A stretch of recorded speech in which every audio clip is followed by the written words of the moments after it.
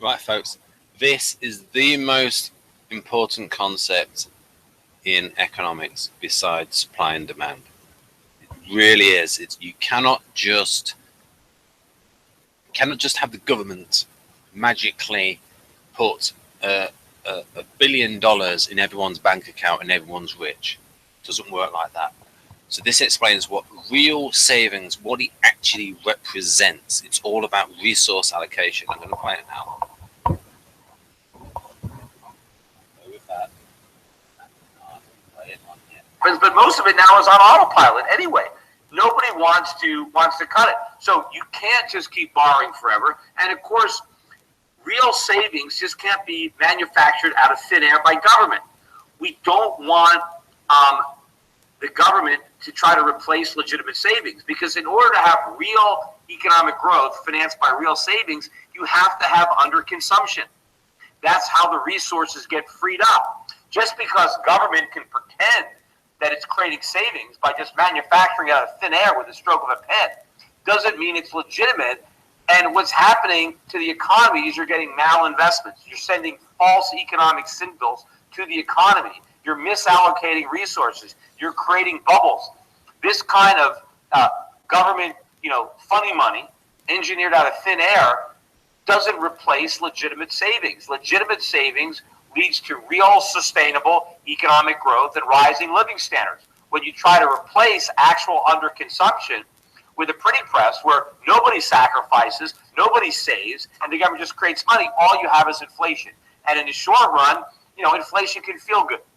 What's that? That analogy that Warren Buffett made about peeing in your bed, right? He says, you could pee in bed, and initially for maybe a few seconds, right, it feels good, right? Maybe it's like a relief, right? Oh yeah, but as soon as you realize, that you just, soiled your sheets, now you have a complete mess that you have to deal with. Despite the fact that for a few minutes it felt good, it would have been better just to get out of bed and go to the bathroom and not have to deal with the mess. And of course, that's the same situation here. Yes, inflation can feel good until you have to deal with a mess. And it feels good when the stock market's going up and the real estate market is going up, and it seems like everything is here for free until the bubble burst. And the bubble burst in a big way in 2008, but you know what? We ain't seen nothing yet. That was just a small tremor, unfortunately, because we didn't allow the restructuring to continue.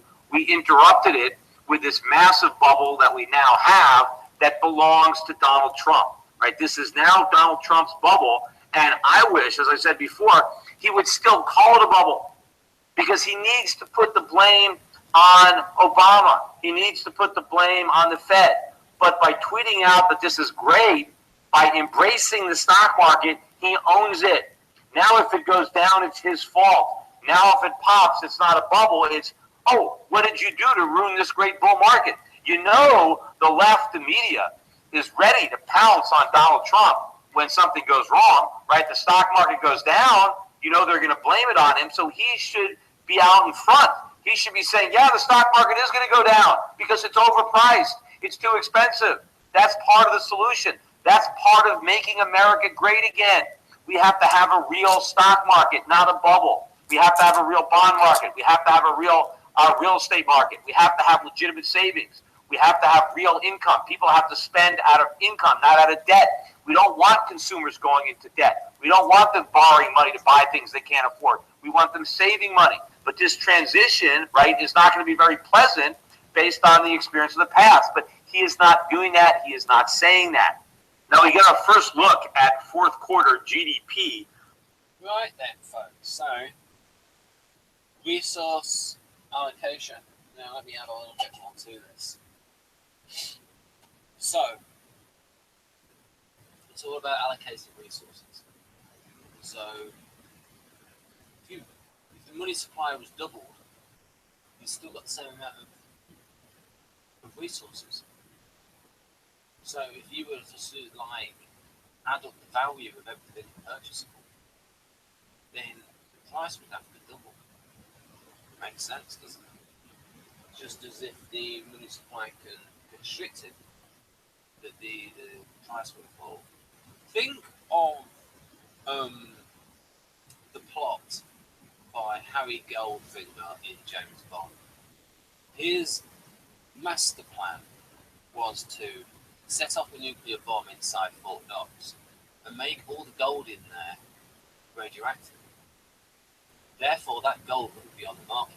So the actual supply of non-radioactive gold, normal gold, would shrink, and therefore the value would increase. So there's the supply and demand aspect of it. So you've also got supply and demand of money. Also, look at so many examples of inflation. Chinese citizens were forced to use it on pain of death, paper currency, and they have hyperinflation.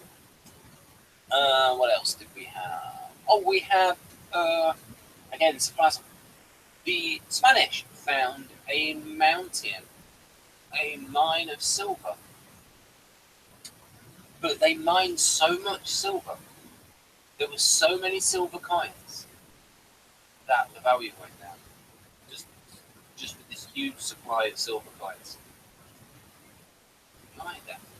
So, more lessons